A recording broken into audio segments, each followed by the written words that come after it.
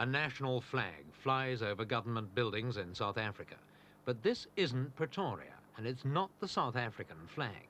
It's the emblem of the Transkei, the self-governing homeland of the Xhosa tribe, and showcase for the nationalist government's policy of separate racial development.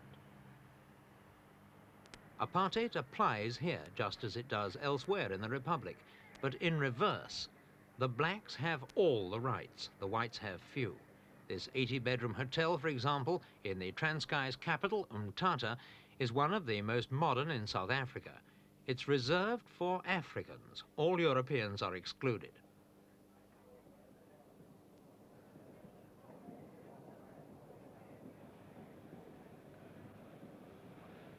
The hotel was planned on democratic lines, catering for all Transkei Africans, from cabinet ministers and businessmen to poor villagers.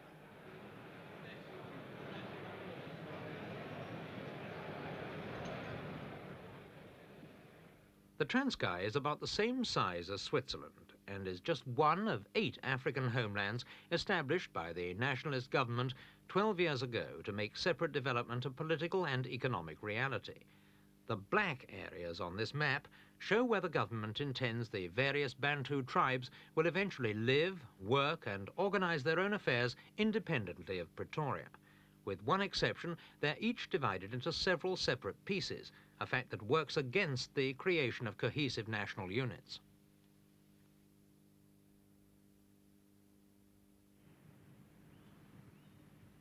So far, the Transkei is the only Bantu area with any kind of political structure.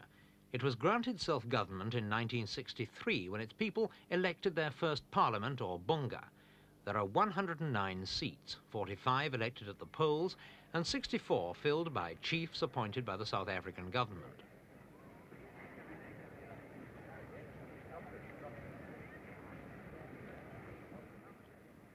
At present, the Transkei government controls 6 ministries dealing with domestic affairs. All other matters, including foreign affairs and defence, are handled by Pretoria, and the measures passed by the Transkei Parliament have to be approved by the South African President.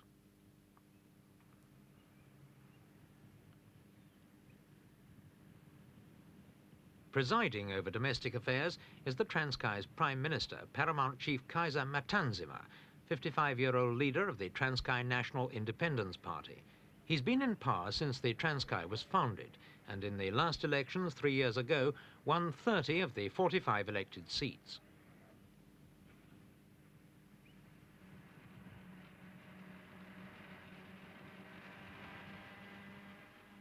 In recent months, Matanzima has been challenging the Republican government to keep faith with its promises of more power, more money and more jobs for his people, a significant stand by a man who's often called a stooge of Pretoria, who campaigns on a pro-apartheid platform and who frequently declares his support for the nationalist government. We were the first to be granted self-government, thereby paving the way for others. What has happened in the Transkei has been used to model the development of other homelands. We are proud to have been selected to convince the world of the sincerity of the Republican government in its policy of separate development and to stand as evidence of the advantages of this policy for all concerned. Although Chief Matanzima is the titular head of the Transkei, many of the decisions which shape the area's future still lie in the hands of white South Africans. Pretoria is represented in Umtata by the Commissioner General for the Transkei, Mr. Hans Abraham.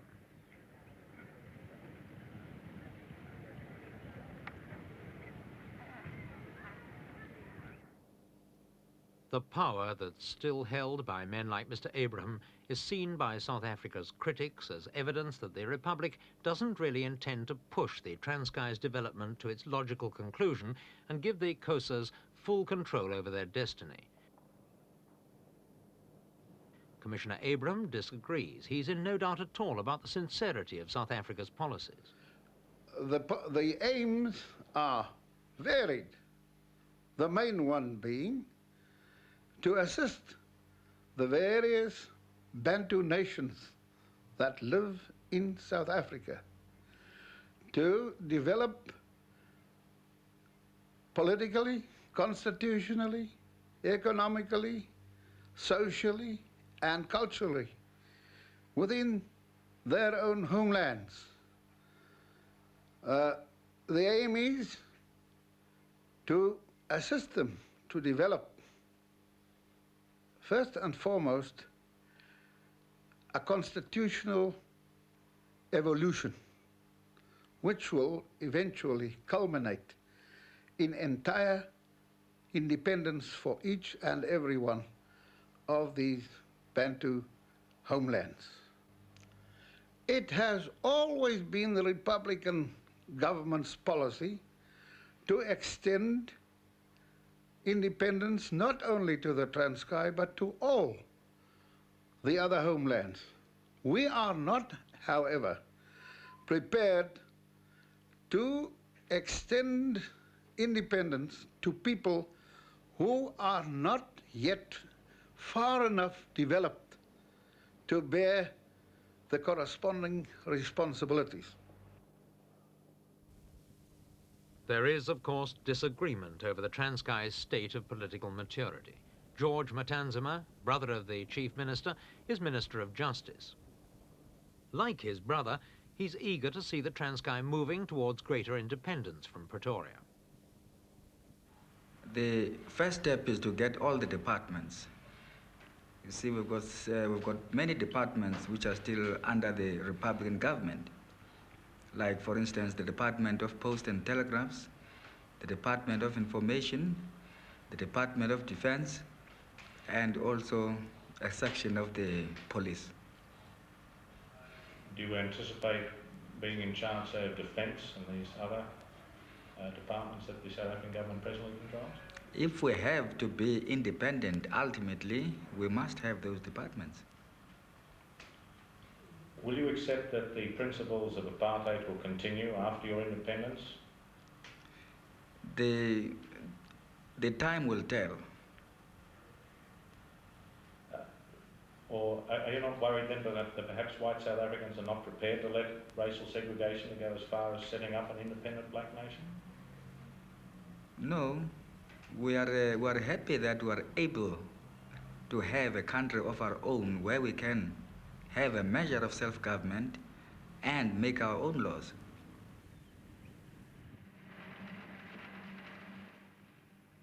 The Transkei is a hilly country stretching from the foothills of the Drakensberg in the west down to the Indian Ocean in the east. The climate is cool and wet, and although the soil is fertile, the terrain is more suited to cattle grazing than crop growing.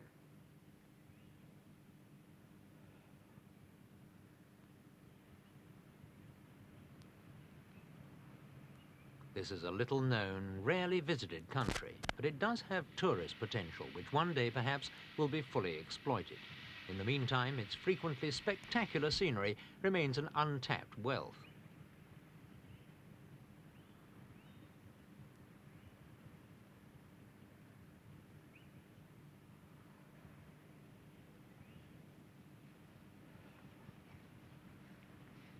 Nine out of 10 Transkeians earn their living from agriculture. Most of it is the traditional subsistence farming which is found throughout rural Africa, but now an effort's being made to introduce a more modern approach. It's not easy, for tribal practices are often a barrier to efficiency. Cattle, for example, are traditionally regarded by the Xhosa as additions to a man's prestige rather than providers of meat or milk.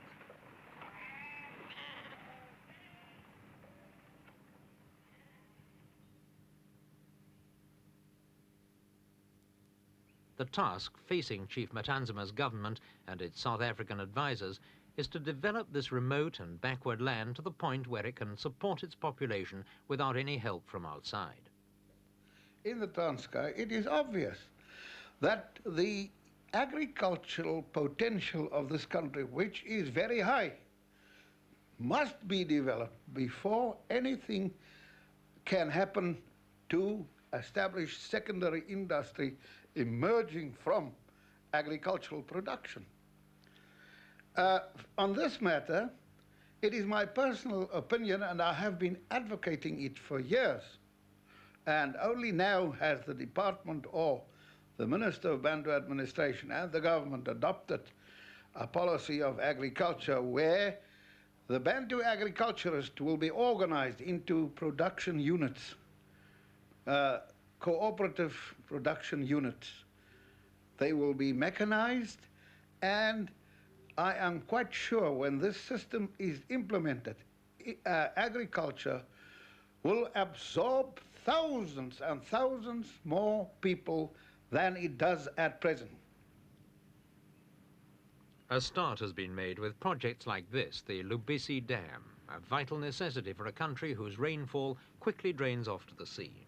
A number of small dams have been constructed, but Lubisi, which cost 7 million rand to build, is the Transkei's first major irrigation scheme.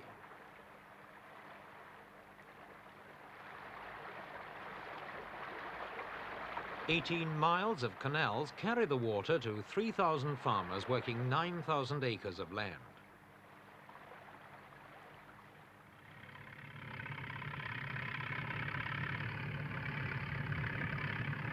Well over R1 million have also been spent setting up a plough unit of 40 tractors run by a team of 230 Africans and 10 whites. The unit's not only showing the farmers the benefits of deep furrowing, but also the need for contour ploughing, which will help prevent soil erosion on the steep hillsides. But despite these schemes, modernization has made fairly slow progress because of the tribal system of land tenure. The economists say real improvement will only come about when this feudal system is replaced by privately owned smallholdings. This could only happen with the consent of the chiefs, who stand to lose most from the change and whose support the government needs. So it will be a long time before primitive techniques like these disappear.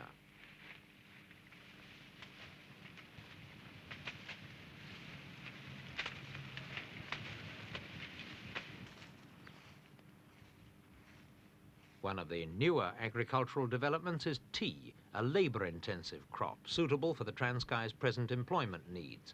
In the past 5 years, 700 acres have been planted, and there are plans for 4,000 more.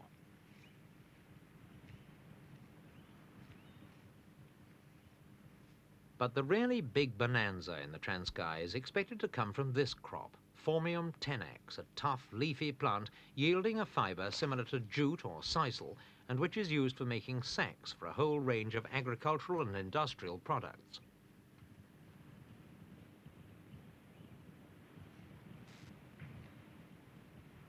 The fibre is obtained by putting the leaf through a skinning process.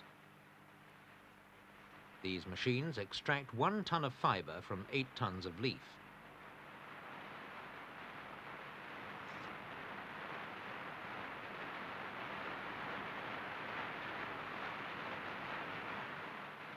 The industry earns 150,000 rand a year, and there are plans to triple the present annual production of 2,000 tons. The money for this expansion, like all the funds for industrialization in the Transkei, will come from the Xhosa Development Corporation, or XDC, a state-run agency set up 6 years ago to coordinate all plans for economic development. This new XDC factory near Butterworth will turn out 9 million fibre sacks a year and employ 800 Africans, thus almost doubling the Transkei's industrial labour force. Other XDC projects include this metalworks, where a small force of 19 Africans make a range of goods from beds to bus shelters.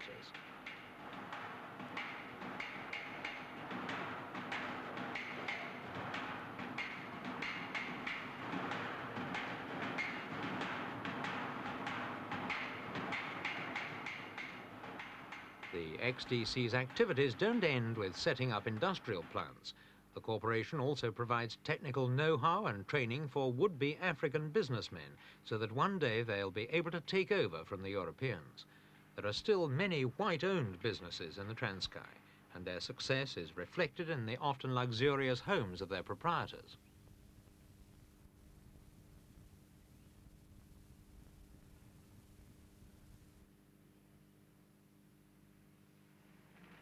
In Umtata itself, many of the shops are still in European hands.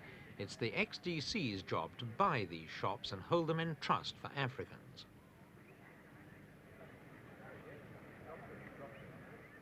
Sparg's store is typical of how the process works. Mr. Sparg was born in the Transkei and started business there in 1945 when he came out of the army. His shop is now one of the largest in the Transkei, with a turnover of more than R500,000 a year. He employs 30 Africans and 8 whites. He's currently negotiating for the transfer of the shop to the XDC, who will then make it available to an African with sufficient business acumen to run it.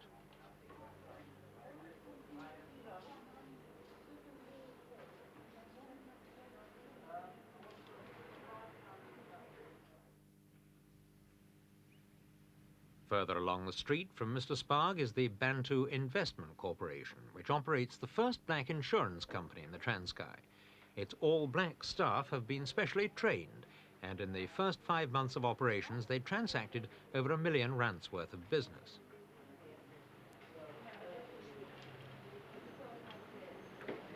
Some blacks who've been established a few years are already prosperous by Bantu standards.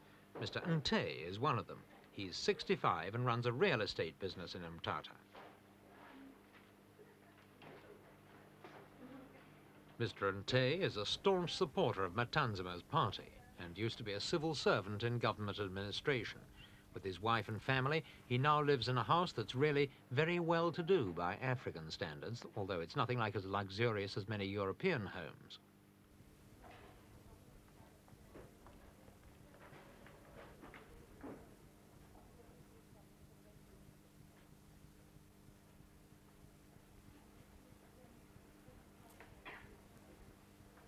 The Hillman Weavers is another XDC project.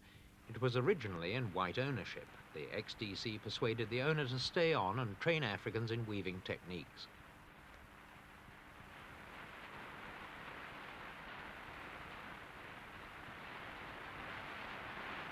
The money to finance all these schemes comes from Pretoria, and some economists argue that Transkei will always be dependent on white capital to sustain its economy. It all depends what you call white capital. The Xhosa Development Corporation derives its capital from the Republican government.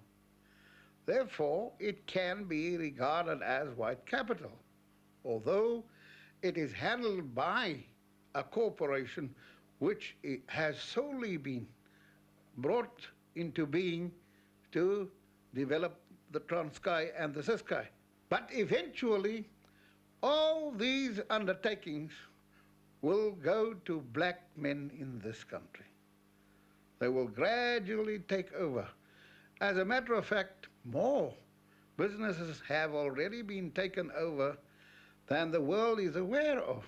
There are already 1,600 businesses in the Transkei that have gone over into black hands only in recent years. If you have other white capital as such, an industry coming into the homelands, doesn't this tend to undermine the separate development policy as such?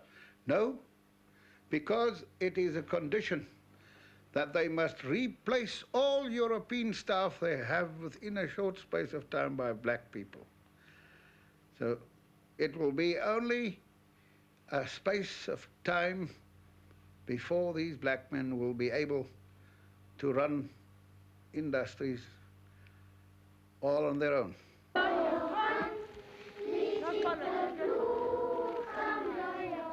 White investment capital, no matter how generous, will be of little use in the long term unless enough is spent on education.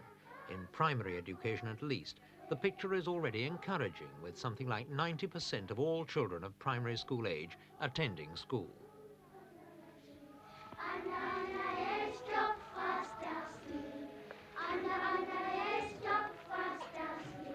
The main problem now is to extend the achievements at primary level further up the education scale. There are 1,600 primary schools, but only 57 secondary and 13 high schools. There is no university in the Transkei itself, and a total of only 2,000 university places throughout the whole of the Bantu Homelands. We want to separate or to break down water into its component elements. We are, however, unable to allow an electric current to run through water. It's in the schools and colleges that the old tribal attitudes are being changed. conservatism and conformity are being replaced by individualism and the spirit of competition.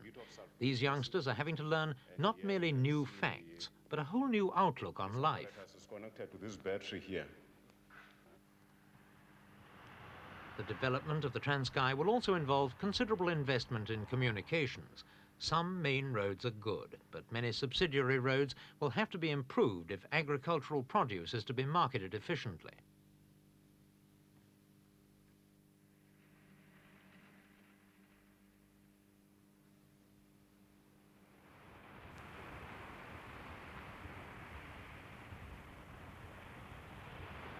For all its coastline, the Transkei has no harbour. Chief Matanzima has laid claim to Port St. John's, which is outside Transkei territory, but for the moment at least, Pretoria is not listening.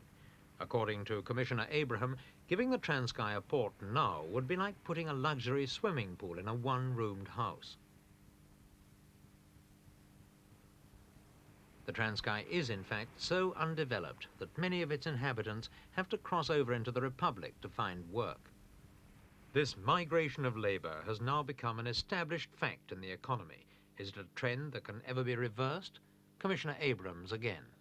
No, I am not one of those super optimists who see it absolutely reversed. I believe that in time to come, this stream may dwindle and it may become smaller and smaller as the Transkei develops its own industries. But for very many years to come, I should say for all time to come, white South Africa will have to avail itself of the labours of black men in their industrial concerns. There's nothing wrong in that. In order to cut down on the numbers of Africans working and therefore living in the Republic, the central government in Pretoria has evolved the concept of the border industries. Instead of having a labour force seeking factories to work in, the factories are to be brought to the areas just outside the homelands.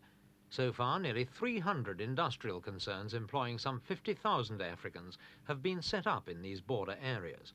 But as one South African economist has pointed out, its opportunities for blacks are still lagging far behind the total needed to absorb the increase in population.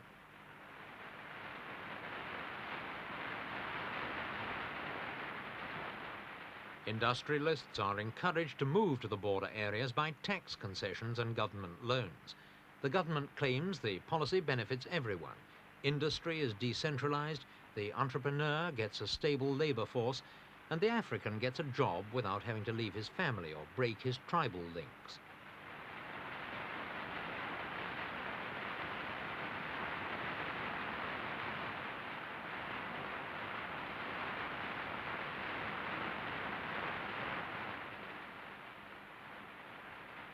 When Dr. Verwoerd first announced the Bantu Homeland policy, he anticipated an African population of 19 millions by the end of the century. The present population is only 4 millions short of that now, and the current forecast is for 40 million Africans by the year 2000. Will they all be living in their own homelands? George Matanzima doesn't think so. I personally don't see how the end will be to migratory labor. I cannot foresee an end as far as that is concerned. It doesn't... So for a great many years, we shall have our people, some of them living next to the white areas. Commissioner Abrams' vision of the future is very different. He foresees a golden age. The Southern African concept, and when I say Southern African concept, I include all countries from the Portuguese west coast to the Portuguese east coast, drawn with a straight line, and including such countries as Rhodesia, Malawi, and Zambia. However funny that may sound at this stage, I think the bias against South Africa is already abating, and the time will come when there will be vast cooperation between these countries of Southern Africa, creating what will amount to practically a Southern African economic community. There will be reciprocity, there will be cooperation. And the economic development of this vast area, richly endowed with raw materials of all kind, will convert Southern Africa, including the homelands, into a highly industrialized country which will be able to provide for not only the people in the white areas, but also the people in the black homelands of South Africa. Even the supporters of apartheid admit that a lot of things will have to change if Commissioner Abrams' far-reaching vision is ever to be fulfilled. Pretoria has always refused to set a timetable for Bantu development. The most they will admit is that some of the homelands might gain independence before the end of this decade.